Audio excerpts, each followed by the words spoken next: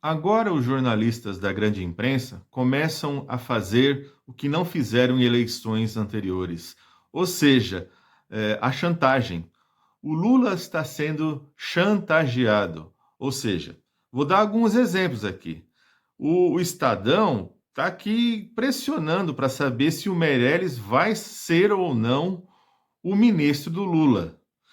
Além disso, vocês se lembram muito bem quando o Lula foi participar da sabatina lá da Globo? Foi perguntado pelo Boni o que ele ia fazer com o orçamento secreto, sendo que ele não é presidente.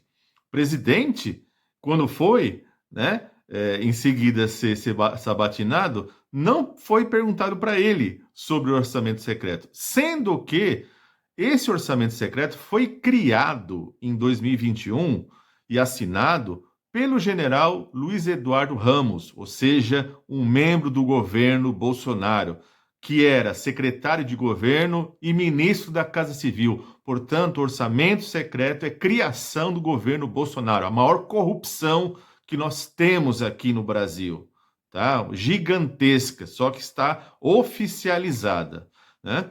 E agora, no domingo, a Folha de São Paulo simplesmente fez um editorial de capa onde cobra do Lula claramente quem vai ser aí fazer parte do seu ministério, que é uma explicitação de tudo que o governo Lula vai fazer, né? E, obviamente, de forma extremamente arrogante, e chama o Lula de arrogante, né? Ou seja, quem está sendo arrogante é a Folha, e, obviamente, chama o Lula de arrogante. E, obviamente, defendendo com unhas e dentes a agenda liberal, falando que essa agenda foi extremamente positiva, né, para o Brasil. Horas, vale lembrar que na Folha você tem aí, no conselho editorial, figuras liberais radicais. Vejam, o Pércio Arida, você tem aí o Joel Pinheiro da Fonseca, que é o filho do Eduardo Gianetti da Fonseca, portanto, um liberal babante, no seu canal ali de YouTube, faz até curso sobre Mises, ou seja, portanto, é um neoliberal ferrenho. Portanto, esse garotão aí, veja, não teria nem idade para participar do editorial de uma folha. Geralmente, quem participa do editorial de uma grande empresa de jornal já tem aí seus fios de cabelo branco no rosto, né? Então, porque é uma coisa muito séria, né? Mas não.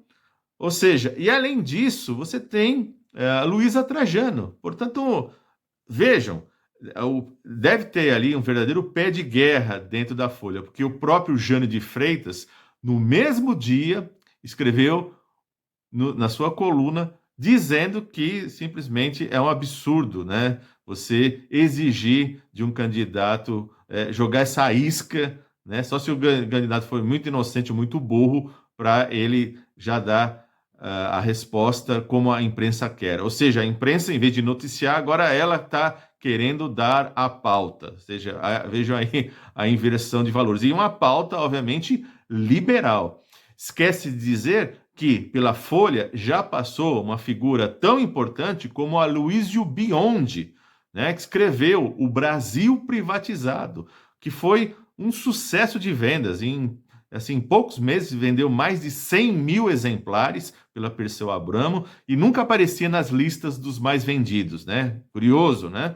E não só isso, depois o Ailton Biondi escreveu estava escrevendo aí o Brasil Privatizado 2, né? Morreu ali quando estava quase pronto o livro, mas mesmo assim foi lançado o Brasil Privatizado 2, a roubalheira continua. Portanto, vejam só, a Folha tem aí no seu quadro, e eu que assino a Folha desde a minha adolescência, né? Então acompanhei toda essa história da Folha, né? Fui vendo aí como ela foi se endireitando, né?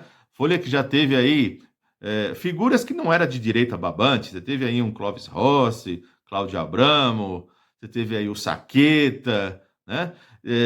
Depois o que acontece? Você tem o próprio João de Freitas, né, que já é um senhor de mais de 70 anos e não está mais no conselho editorial, né? Mas você tem gente muito importante que escreve nessa folha e destoa, né? É interessante que, a partir do Otávio Frias Filho, você teve aí, foi sendo feita uma limpeza de gente da esquerda, uh, dos colunistas, né? Foi já endireitando a folha, mas claro, sempre deixava alguém de esquerda escrever para dizer que era plural. Não é à toa que o Florestan Fernandes tinha sua coluna semanal na página 2, né?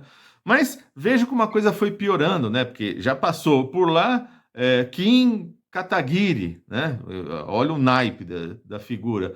Passou Gabriela Prioli, né? Também outra figura liberal da CNN. Sem contar o Narlock, esse então nem se fala. Escrevia tanta coisa negacionista que não precisava nem ler a coluna dele. Bastava você ver os outros jornalistas ao longo da semana escrevendo coisas para desmentir o próprio Narlock. Então vejam onde nós chegamos, né? E um Pondé que está aí há mais de 20 anos nesse jornal, né? Ou seja, uma Olavete enrustida. Portanto, ao mesmo tempo que a Folha tem essa postura de defesa do liberalismo, fez até um caderno especial aí, mês passado, sobre a privatização, portanto, não leram os artigos, né, e os livros do Aloysio Biondi, que fez parte da Folha. Aliás, dou até o dia, era sempre de sábado, todo sábado, na página 2 do Caderno de Economia, eu fazia questão de ler os artigos do Aloysio Biondi e embaixo dele os artigos do Paulo Nogueira Batista Júnior. Essa dupla aí revelava os podres do Brasil, a corrupção do Brasil, revelava como você tem aí a entrega do patrimônio brasileiro para as transnacionais, né?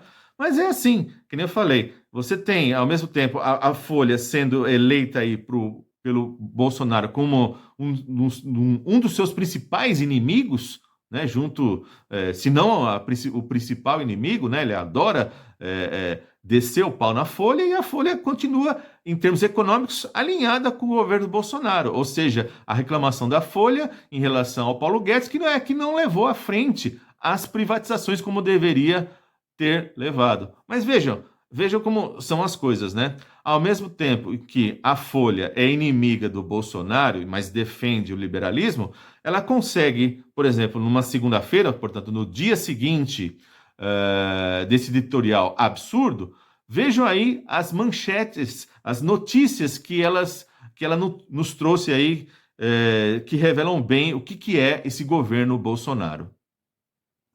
Logo na capa da Folha de São Paulo, você tem aí o escândalo do cartel do asfalto, envolvendo a Codevasf, que é uma estatal. Portanto, a Folha faz uma boa cobertura sobre esse escândalo, coisa que o jornalismo televisivo não vem acompanhando. Nesta mesma segunda-feira, tem uma coluna muito boa do Celso Rocha de Barros, mostrando aí que, se o Bolsonaro eleger-se agora, será para sempre, uma vez que o Senado que foi eleito pode sim ter força para uma nova Constituição. Além disso, a possibilidade de também afastamento dos próprios senadores, uma vez que é possível o Bolsonaro querer aumentar o número de ministros aí no Supremo Tribunal Federal, que, por sinal, é a matéria seguinte, também aí publicada pela Folha de São Paulo, que mostra, inclusive, que a Rosa Weber e o Lewandowski são os ministros que vão sair ano que vem. E, claro, portanto, se o Bolsonaro puder e conseguir aumentar o número de ministros, ele passa a ter a maioria no Supremo. Uma outra matéria de segunda-feira é a demarcação, que não foi feita nem 1 centímetro, ou seja, os próprios índios agora têm que se virar para fazer uma proteção própria. E também uma outra matéria aqui, portanto, a quinta matéria que eu estou apontando aqui, do Bolsonaro turbinando a máquina de eleição, ou seja, usando a máquina do Estado em favor próprio. Então, até aí nenhuma novidade, né? Isso não nos espanta. Ainda poderíamos apontar uma sexta matéria, onde o Bolsonaro interfere na Polícia Federal como nenhum outro presidente, e o número de prisões decorrentes de corrupção diminuiu radicalmente. Além disso, o Lula já revelou em entrevista, em sabatina lá para a CNN, para a Globo, o que ele vai fazer.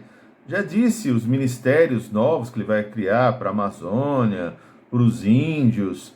Já disse lá de retomada do PAC, vai se reunir com governadores antes mesmo do carnaval. Ou seja, ele já vai dizendo tudo. Nós fizemos até um vídeo aqui explicando tudo isso. Para quem não assistiu, está aqui disponível. Portanto, esse pessoal da Folha ou está mal informado, ou é má fé, ou as duas coisas ao mesmo tempo. Muito bem, seguimos aqui na luta, né? Essa batalha de segundo turno. Não esqueça de dar o joia também nos demais comentários. Escreva aqui abaixo o seu comentário, repasse esse vídeo e vamos juntos aí na luta.